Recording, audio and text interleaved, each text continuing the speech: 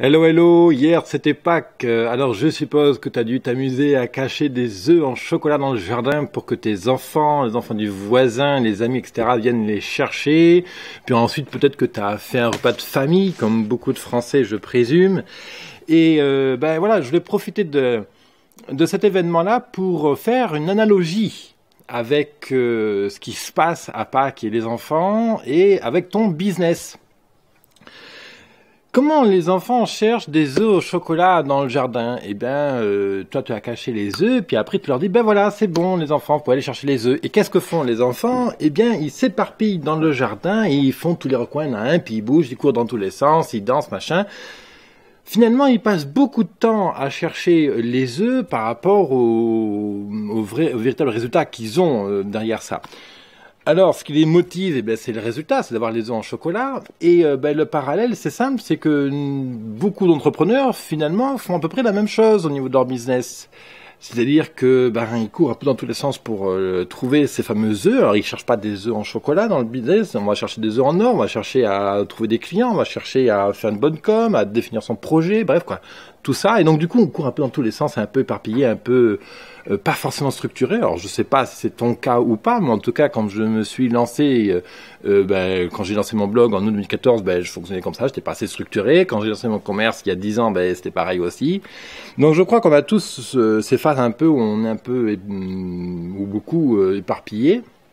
Alors du coup, moi, ce que j'ai envie de te proposer aujourd'hui, c'est de réfléchir autour de 6 œufs d'or à couver dans ton business, 6 œufs qu'il faut toujours avoir en tête ou que tu mets au-dessus de la cheminée, j'en sais rien, et que tu regardes, bon bref.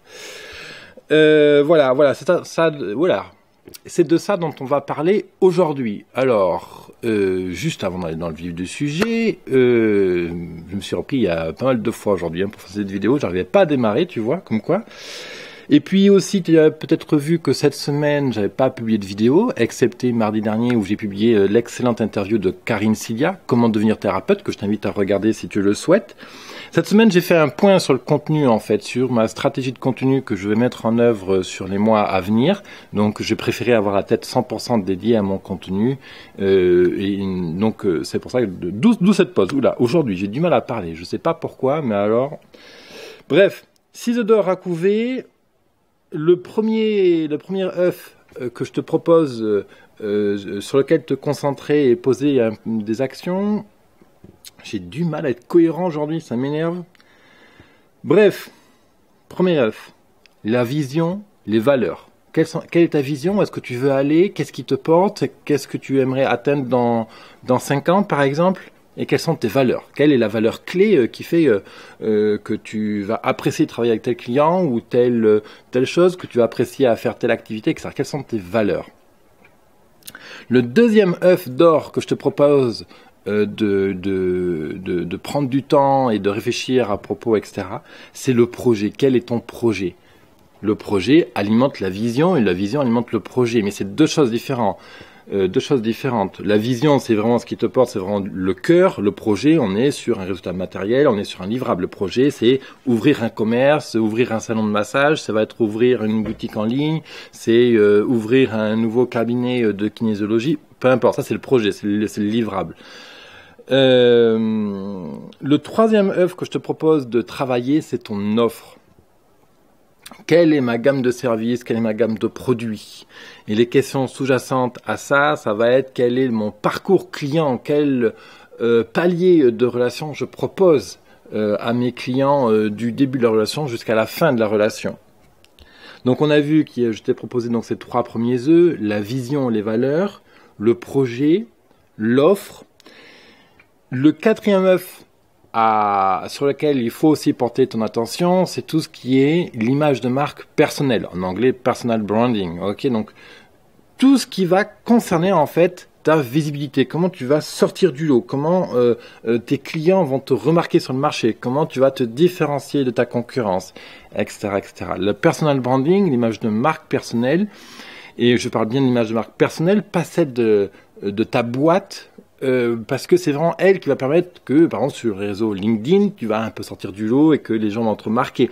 Ce qui est intéressant, c'est qu'on remarque qui tu es, qu'est-ce que tu fais dans ta vie, qu'est-ce que tu aimes, ta vision, tes valeurs justement, et puis quel projet tu portes derrière.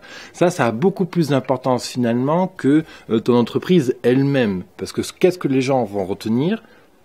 C'est peut-être ton projet, mais ils vont d'abord retenir qui tu es. Ils vont retenir ton énergie, ce que tu leur proposes, ta bienveillance, etc., etc. Si, je te le souhaite pas, mais tu décides d'arrêter ton projet dans 2 ans ou peu importe les raisons, les gens vont pas retenir ton projet, ils vont retenir qui tu es. Donc ça, c'est vraiment le 4e œuf à prendre soin. Le 5e œuf, alors lui, c'est un gros œuf, évidemment, mais bon, bon, c'est la vente. Ok, il faut vraiment couver les ventes, il faut couver les clients, il faut en prendre soin, en petits oignons, hein, comme on dit. Alors, donc voilà, quelles actions tu mets en place pour la vente, quelles actions tu mets en place pour recruter de nouveaux clients, quelles actions tu mets en place pour fidéliser tes clients, etc., etc. Et le dernier œuf que je te propose de travailler, c'est tout l'aspect formation. Quel que soit ton âge, quel que soit ton business, quelle que soit ton expertise, etc., etc. Faut toujours se former en permanence, en permanence, en permanence. Alors, se former, ça peut prendre plein de formes différentes. Ça peut être regarder des vidéos sur YouTube, ça peut être se former à travers des écoles, ça peut faire des stages, participer à des conférences, ça peut être du networking, ça peut être plein de choses. Ça peut être de la lecture, par exemple. Ça peut être vraiment peu importe la manière de te former, mais toujours être dans un mouvement d'apprentissage et de s'élever en compétences, en recul, etc. Et dans ce 6e œuf aussi, j'intègre aussi tout ce qui est relaxation. Là, t'as vu aujourd'hui, hein, la relaxation. Voilà, se relaxer, prendre du temps, faire des pauses. Alors, ça peut être juste ne rien faire dans la journée, comme ça peut être faire un massage, ça peut être marcher, faire du sport, j'en sais rien, peu importe, se relaxer, prendre soin de soi. Je le mets dans la partie formation, dans le sens où c'est du développement personnel. Si on est toujours 100% business, il y a un moment donné où on s'oublie, où il y a un risque de s'oublier, et souvent c'est ça qu'il faut éviter. Donc voilà, les 6 œufs d'or à couver, qu'il faut travailler régulièrement. Donc vision, les valeurs, projet, l'offre, personal branding, la vente et développement personnel. Alors il y a un truc intéressant, c'est qu'il y a 7 jours dans une semaine, on va considérer que tu ne travailles pas le dimanche, c'est-à-dire qu'il y a 6 jours donc travaillés. Et tiens, c'est drôle, 6 œufs, 6 jours. Alors ce que je te propose, c'est que chaque jour, tu prennes, allez, par exemple, 10 minutes de réflexion pour un thème. Donc tu peux dire que chaque jour, tu prends 10 minutes pour, par exemple lundi, tu prends un peu de temps pour réfléchir à ta vision, à tes valeurs, puis le mardi sur tes projets, puis le mercredi sur l'offre, comment tu vas faire pour structurer ton offre, améliorer ton parcours client. Bref, juste 10 minutes. 10 minutes par exemple avant de démarrer ta journée, ou 10 minutes pendant la pause de déjeuner, je sais pas. 10 minutes, c'est facile à caler dans ton agenda et ça peut te permettre vraiment de prendre du recul sur ces 6 thèmes que je considère 6 thèmes clés pour développer ton business. Et puis, bien sûr, je te propose de me rejoindre dans ma plateforme de formation en ligne sur laquelle je publie des ressources gratuites pour développer ton activité, pour lancer ton activité, des ressources pour faire ton site web, trouver des clients avec Facebook, LinkedIn. Et ça se passe sur Business Temple, à savoir biz200.fr, biz200.fr/bt.